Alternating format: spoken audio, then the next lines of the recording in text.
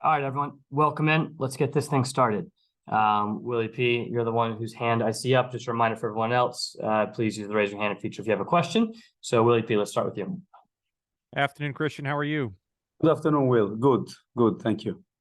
What can you tell us about the time over the break? Were you guys able to get Enzo and Camille back into full training, and are they available tomorrow?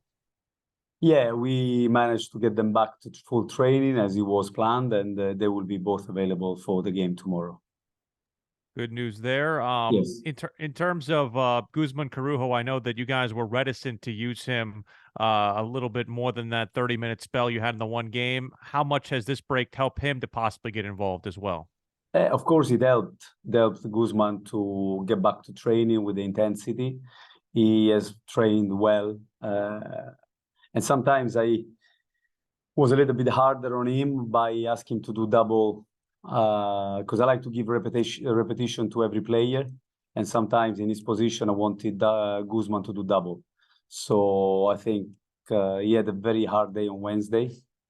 We all had a hard day, but it was extra hard for him, and obviously at times there can be some frustration, but it's part of coming back to the Guzman that we know and that we want.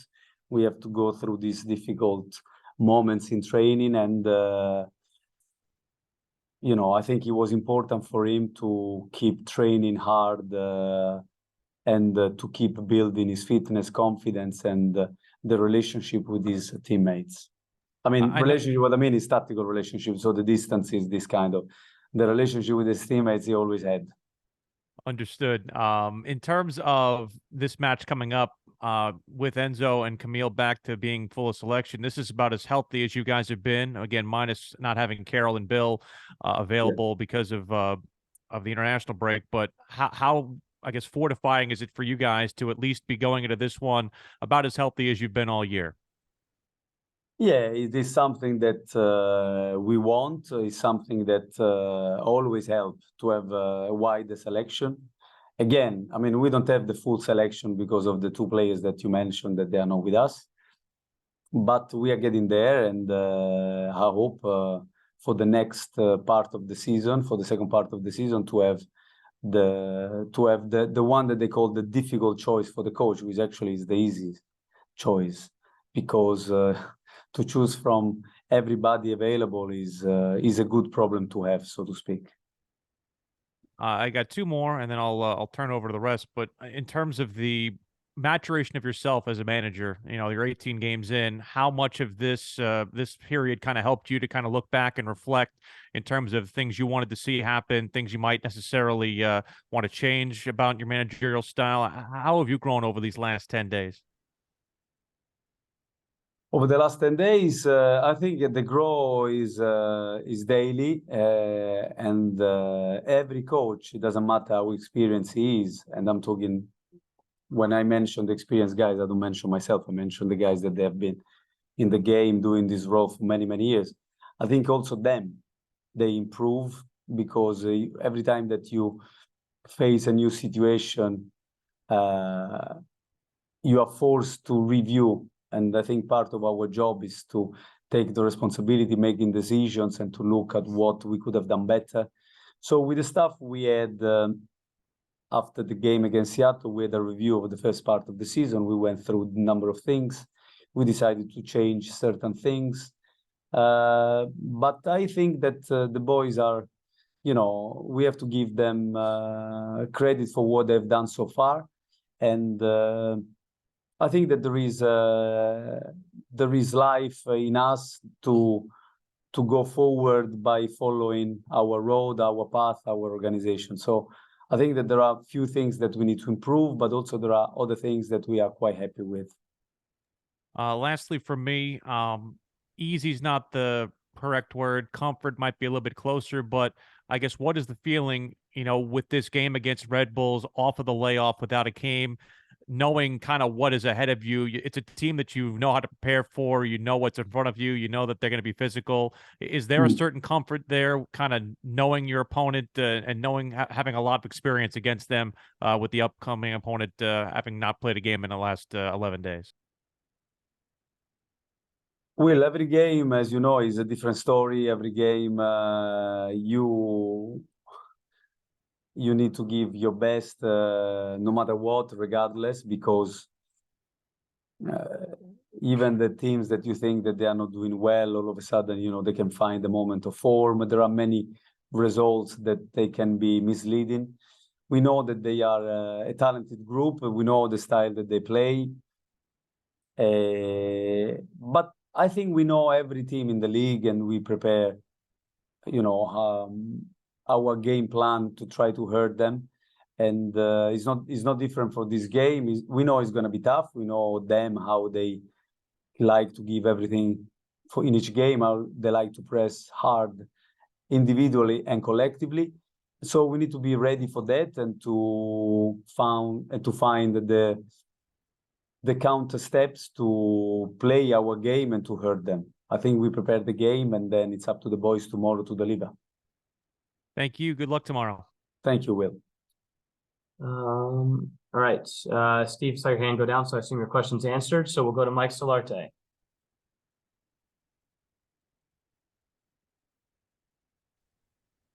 Thank you. Hey, Christian, good to see you again. Good to see you, Mike. Thank you. I have my Will Pelagic training gear going right now on vacation. That's a long way to go. You've talked at length in the past, Christian, about the physical well-being of your team as well as the mental well-being of your team. How big was this international break for you guys in the mental aspect? Because we've talked at length about how busy the month of May was, and was this just a good time for guys to kind of get away and not worry about a game and just kind of focus on the training and doing those sorts of things to get refreshed and ready to go? Yeah, I think, Mike, there is an element of that. We have been through a tough schedule, traveling, preparing games, not having enough time to train. And so there is also time to reflect, time to recover psychologically, because, when we talk about sports science, basically we define science generally sport, everything that we can measure.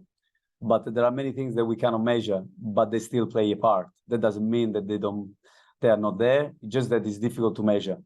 And I tend to give a lot of importance of these parameters that, in my opinion, are important, like, their emotional balance or the psychological welfare. And regarding so I thought that there was a time for them to, to switch off a little bit, at least coming always in the same place, but to look after themselves. We give them a program, and we are pretty strict in the way we want them to look after themselves, because when we came back, we didn't give them so much time to recover, and we give them obviously very strong sessions straight away, and the boys responded well. So I didn't have any problem with that. Regarding the mentality, Mike, is something you build on a daily basis. So then there are moments in which you can define that, but only looking back, you can see that was a defining moment. But I think that our boys, we have to give them credit. They always fought in every game, even the one that we didn't have the results that we wanted. I don't remember many games really in which they gave up, or moments in which they didn't fight for the club. And the last game for me is the perfect example of that, where we chased the result 3 times, and to chase is always difficult, especially against a good team like Seattle. But they kept chasing, creating chances, and in the end, you could see in their face that there was a disappointment. And to draw a game like that and to be disappointed tells you how much they really fight for the club and how much they really want to do well. And last one for me, how was the time away for you? You talked about the reevaluating and reassessing, but how much of a mental break did you need with the international break to just kind of not be as, again, we talked about the month of May and how busy that was. How was it for you in terms of getting yourself refocused and recentered? It is important. It is important for me. I don't like to talk about myself because I don't think that that is so interesting, but it's true that for me and the coaching staff, it's very important also to have a little moment of, refocus and simply to come energized and fresh. Because I've been in situation in the past where I was working with the club and also was joining the national team.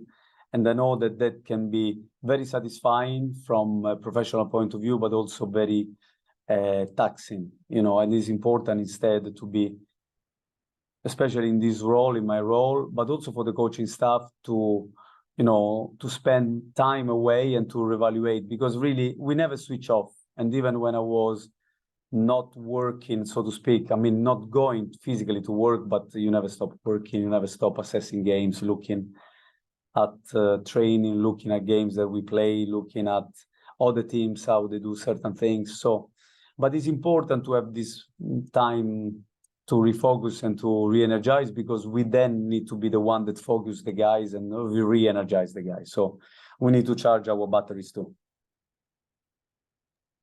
Thank you. Good luck. Thank you. Thank you, Mike. All right, thanks, Mike. That's the last hand I see. So last call here for any questions. Otherwise, we'll wrap it up. All right, thanks for your time, everyone. Much appreciated. Eric and Jordan, if you guys just want to stay on here, and we'll move to that. Thanks, everyone. Christian got off easy today.